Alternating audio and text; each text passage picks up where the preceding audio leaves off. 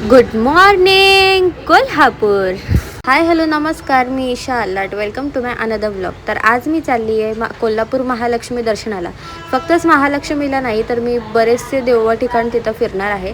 तर आम्ही ऐन मोमेंटला निघालो म्हणजे की 10:30 वाजता रात्री. आणि मुंबईवरून आम्हाला कोणतीच गाडी मिळालेली नव्हती, कारण ट्रेन पण निघून गेली होती. लास्ट 8:40ची ट्रेन होती, पण आम्हाला तीही ट्रेन मिळाली नाही. त्याच्यामुळं आम्ही थेट चेंबूरला गेलो आणि चेंबूरमधून आम्हाला ऐन मोमेंटला ट्रॅव्हल्स मिळाली. आणि ट्रॅव्हल्स पण फुल होती, आम्हाला जागा नव्हती अजिबात. म्हणून ड्रायव्हरच्या बाजूला कॅबिनमध्ये जागा भेटली. आम्ही 4 जण, म्हणजे मी, माझी फॅमिली, आम्ही 4 जण तिथं कॅबिनमध्येच बसलो, कारण जागा खूप मोठी होती आणि व्ह्यू असा होता बघायला समोरून. खूप मजा आली, खूप एन्जॉय केला. आणि सकाळी 7:10ला आम्ही थेट पोचलो कोल्हापूरला. तर गुड मॉर्निंग कोल्हापूर.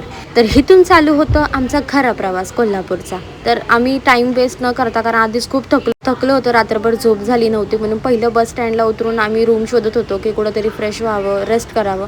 तर पुढे जाऊन पप्पा पहिलं रूम शोधून आले. तिकडनं आम्ही रूमवर गेलो, फ्रेश झालो आणि पहिलं थेट निघालो रंकाळा तलावावरती, कारण आम्हाला रिटर्न मुंबईला फिरायचं होतं संध्याकाळी. म्हणून टाईम वेस्ट करायचा आमच्या डिक्शनरीमध्ये नव्हतंच आज. खूप थकलो होतो, तरी पण आम्ही फटाफट फ्रेश झालो आणि रंकाळ्यावरती गेलो. तिथं रंकाळ्यावरती गेल्यावर आम्ही आमचे देव होते ते देव वगैरे अभिषेक घातला. तिथं थोडंसं फोटोशूट व्हिडिओ शूट केला आणि तिकडनं फ्रेश होऊन परत निघालो आम्ही नेक्स्ट देवदर्शनाला, म्हणजेच पहिल्या देवाला आम्ही निघालो.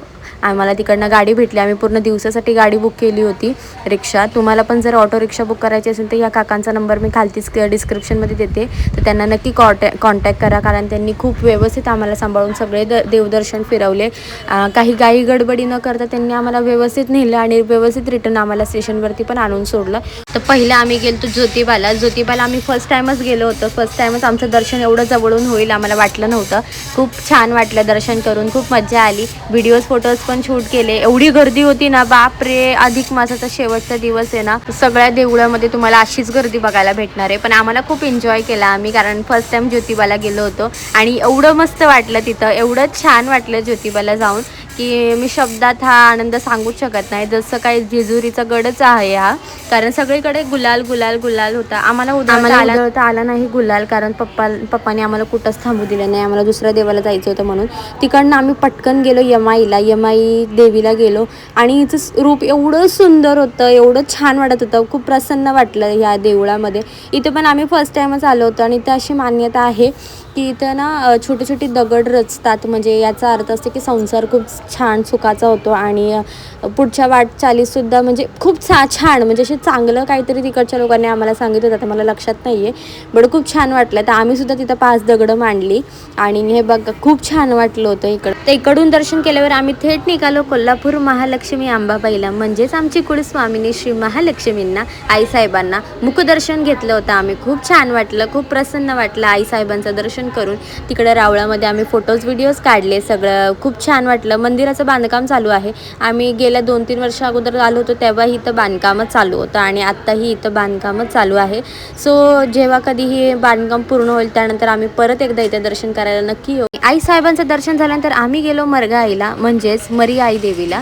तिकडनं पण मरीआई देवीचं आम्ही हे रूप पहिल्यांदा बघितलं आहे, कारण आम्ही जेव्हाही यायचो फक्त कोल्हापूर महालक्ष्मी करून आम्ही परत मुंबईला रिटर्न व्हायचो. पण ह्यावेळेस आम्ही प्रत्येक देवीला खूप जवळून बघितलं, खूप छान दर्शन झालं आणि इकडचं वातावरण एवढं प्रसन्न होतं ना. हे मरीआईचं मंदिर आहे, खूप छान. इथं प्रत्येकी चाफ्याचं झाड होतं आणि त्याच्याच बाजूला इथं त्र्यंबोली देवीचं सुद्धा मंदिर होतं. त्र्यंबोली देवी म्हणजे आमच्या भाषेत म्हणायला गेलं तर टेंबलाईचं मंदिर होतं इथं. तिकडेही आम्ही दर्शन घेतलं. सगळीकडे चाफा पडला होता, मी चाफा घेऊन एक इथं थोडासा फ्लेक्स केला आणि खूप छान वाटत होतं यार. इकडून जायची इच्छाच होत नव्हती, कारण ऊन पण उतरलं होतं आणि सर्व एवढं शांत आणि एवढं छान वाटत होतं. आणि त्या चाफ्याच्या स्मेल सगळीकडे असं दरवळत होता, एवढं मस्त वाटत होतं. पण अनफॉर्च्युनेटली आम्हाला निघावं लागलं तिकडनं. आम्ही थेट पोचलो स्टेशनवरती. अवतार बघा माझा कसा झाला आहे, खूप थकली होती मी, कारण आमची 8:40ची ट्रेन होती नंतर. म्हणून आम्ही पटापट तिकडनं स्टेशनवरती चेंज वगैरे केलं, तिकडनं फ्रेश केलं, नाश्ता वगैरे केला आणि आम्ही रिटर्न मुंबईसाठी निघालो आमच्या ट्रेनमध्ये बसून. Thank you so much for watching. Bye.